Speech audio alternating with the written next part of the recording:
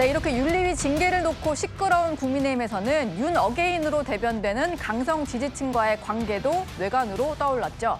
최근 노선 변화를 시사하는 발언을 했던 김민수 최고위원이 오늘 채널A 정치 시그널과의 인터뷰에서 이렇게 말했습니다. 대한민국을 사랑하는 상식적인 국민들의 외침이 철저하게 무시한 채 윤 어게인이라는 프레임으로 재단되고 있다라고. 윤 어게인은 극단이 아닙니다.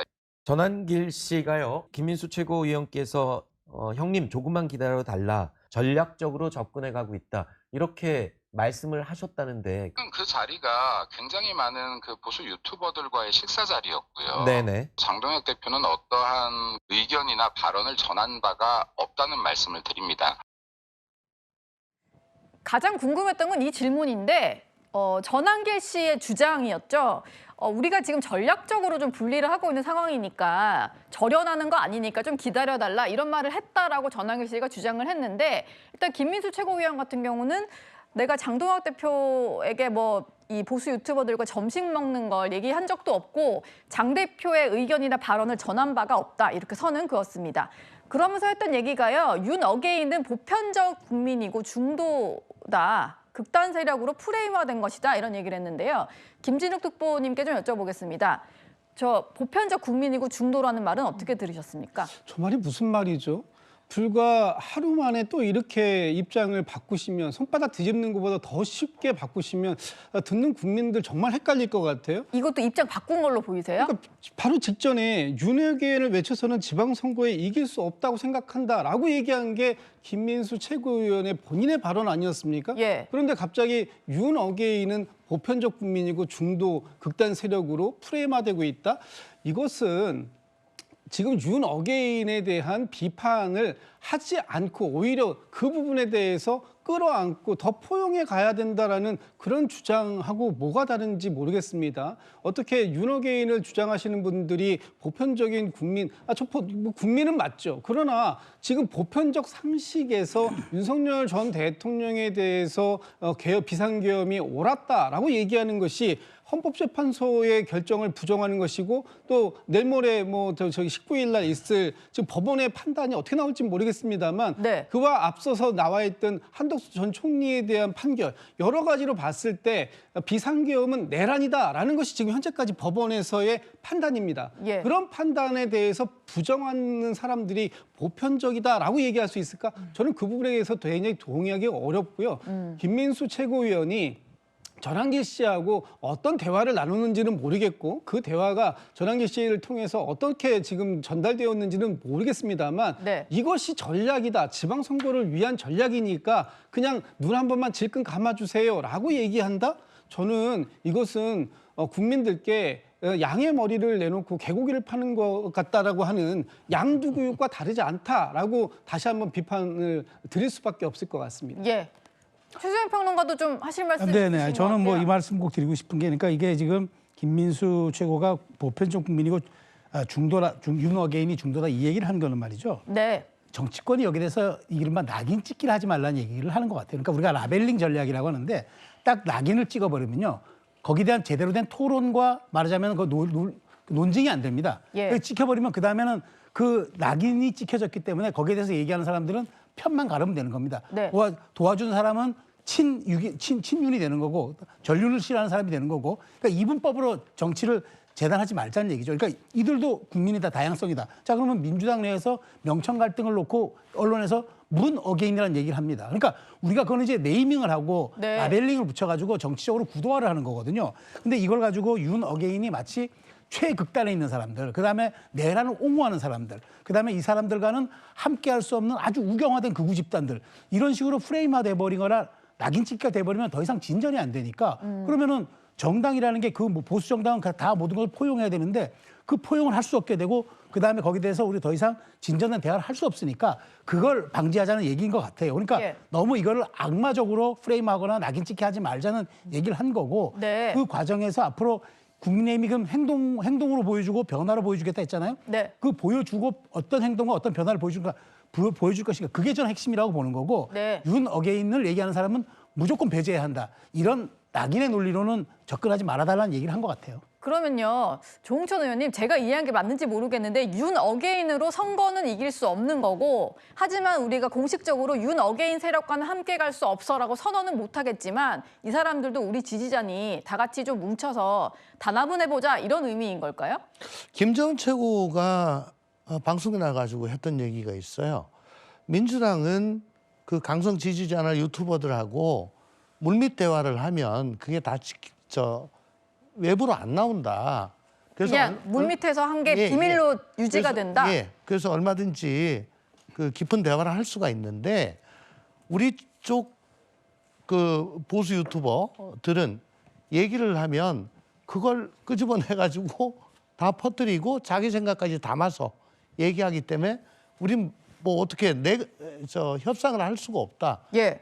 그런 얘기를 김정은 최고가 나와서 얘기를 한 게 기억이 나요. 네. 최근입니다. 뭐 어제인지 오늘인지. 그러니까 윤어게인으로는 지선 이길 수 없다. 속내죠. 그걸 얘기를 했어요. 했는데 전한길 유튜버가 그런 얘기를 하더라. 해보니까 난감한 거예요. 그냥 속내를 좀 하고 양해해달라고 한 것까지 다 공개적으로 말해버리니까 난감한 그렇습니다. 상황. 거기다가 뭐 형님 뭐 조금만 참아주십시오. 뭐 그게 아닙니다. 예. 뭐 이렇게까지 얘기를 다 하잖아요. 네. 그러니까 저 속내를 들켜버리고 나니까 윤어게인들이 야 좀 뭐야 저거 이때까지 윤어게인이 최고라고 하더니 갑자기 저게 뭔 소리야? 예. 그러니까 이게 집토끼까지 다 도망가게 생겼으니까 일단 지켜야죠. 그러니까 급히 울타리를 세우느라고 네. 지금 저렇게 막 말을 주워 담는 것 같습니다. 윤어게인이 보편적 국민이고 중도고 글쎄요. 그러면 저는 극좌인가? 네. 그런 기준이라면 조홍천 의원은 극좌가 되는 그런 상황 같기도 하고요. 지금 말씀 주신 그 김재원 최고위원의 목소리를 마침 저희가 준비를 해놨었거든요. 시청자 여러분도 들어보셔야 될 것 같습니다. 함께 들어보시죠. 이 유튜버들은 우리의 지지층이기 때문에 계속 설득을 하면서 이해를 시키고 정 안 되면 최소한 우리가 배신하지 않는다는 확신이라도 심어주면서 같이 가야 돼요. 전략적인 협상을 통해서 같이 가야 한다는 것이지 네. 무조건 우리한테 도움이 안 되니까 버리고 가자. 이것은 정치 현실에서는 맞지는 않다고 봐요. 그러니까 도움도 되고 부담도 되는데 전략적으로는 같이 가야 된다. 하지만 내부적으로 공유를 하는 속내가 나타나는 것은 좀 부담이 된다. 이런 취지로 좀 해석이 되고요. 양양자 최고위원 같은 경우는 이제 완전한 단절, 영원한 결별을 해야 된다. 좀 다른 톤의 얘기를 하고 있습니다.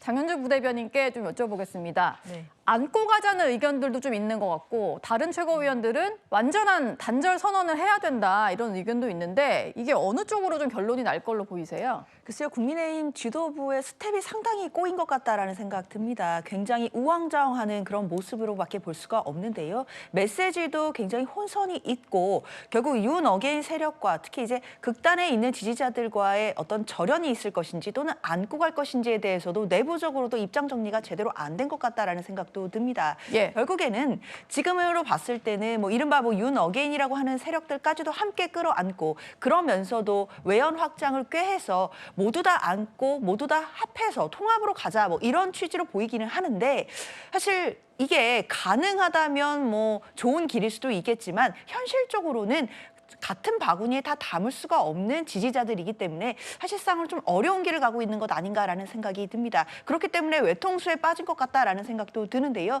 앞으로도 관련돼서 뭐 보수 유튜버들이나 또는 이제 뭐 극단의 지지자들의 어떤 목소리들에 대해서 국민의힘 지도부들이 내치지 못할 것으로 예상이 되고요. 네. 특히 다음 주 목요일이면 윤석열 전 대통령에 대해서 내란 우두머리 사건에 대한 그 선고 공판이 있거든요. 네. 그날 선고가 어떻게 나오는지에 따라서 분명히 국민의힘 지도부는 이 부분에 대해서 국민들께 입장을 밝혀야 되는 기로에 설게 될 것입니다. 그때라도 사실 윤 전 대통령과의 절연, 완벽한 단절을 선언하지 못한다라고 한다면 저는 마지막 기회까지도 잃게 되는 것이라고 생각이 들고 네. 지방선거를 앞두고 많은 국민들이 국민의힘 내부에서 나오는 이런 혼란스러운 메시지들에 대해서 다 모두 다 듣고 계신다라고 생각합니다.